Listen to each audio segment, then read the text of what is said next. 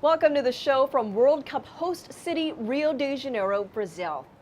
7 matches will be held here in June and July, including the 2014 World Cup final on July 13th at Maracanã Stadium. Right now we're coming to you from Copacabana Beach. The stretch of sand runs 4 kilometers and is lined with top-of-the-line hotels and restaurants. Copacabana Beach is Rio's biggest beach party and will be a gathering place throughout the World Cup for fans who are unable to purchase tickets for the games. Giant screens will be placed here for public viewing of the games. It will be an opportunity to pull up a chair and experience the full flavor of Rio, its tastes, sounds, and spirit of its people. Residents of Rio are called cariocas. They are fun-loving people in a city dedicated to enjoying life. For cariocas, the world primarily revolves around 3 things: music, the beach, and an obsession with football.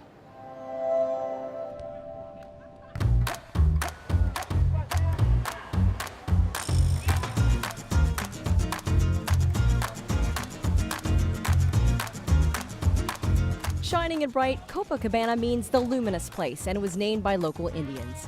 With views of lush tropical mountains like Sugarloaf as a backdrop, the sands of Rio come alive with activity. 12 funcionou por 60 anos. The original cable car was inaugurated in 1912 and ran for 60 years. My father arrived at the business as a technical director in charge of the system. E ali, então, ele resolveu construir. It's a little bit scary, but it's really nice. The beach is a gathering place and the center of action. It seems at any time of the day, someone somewhere is kicking the ball. A century ago, Rio was home to a fishing village and a military fort. Take a walk today and you'll see that fishing boats still line the beach. Tourism has replaced fishing as the main source of revenue for Rio, and vendors selling souvenirs are everywhere. Rio was the capital of Brazil until 1960. Cariocas are a fun-loving people in a city dedicated to enjoying life.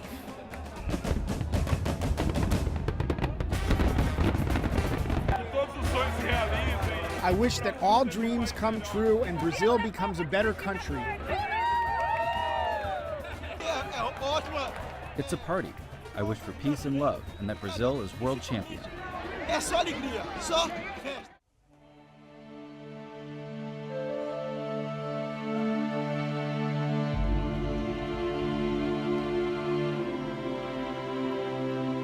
Rising above it all is the most recognizable landmark of Brazil.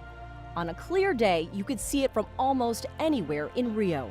Driving up Corcovado Mountain to view the national icon is a steep 20-minute journey through thick vegetation, complete with narrow passageways and hairpin turns. This is Cristo Redentor, or Christ the Redeemer.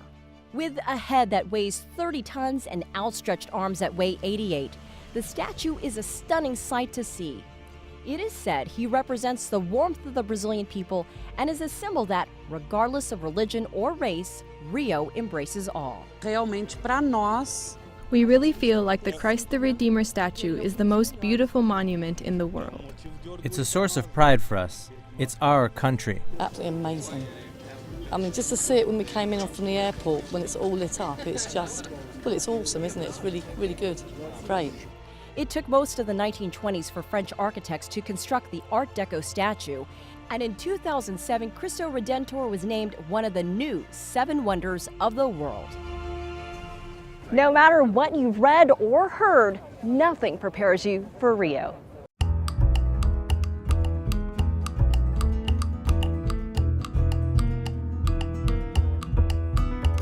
From the viewing platform, the magnificent metropolis of Rio can be seen spread out in all its panoramic glory.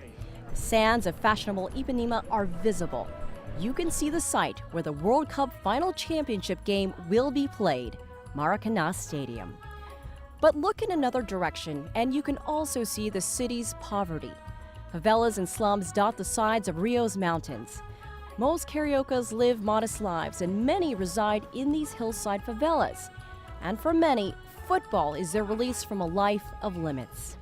The sport has a reputation for being a ticket out of poverty, and one of the reasons the World Cup is such a cherished pastime here.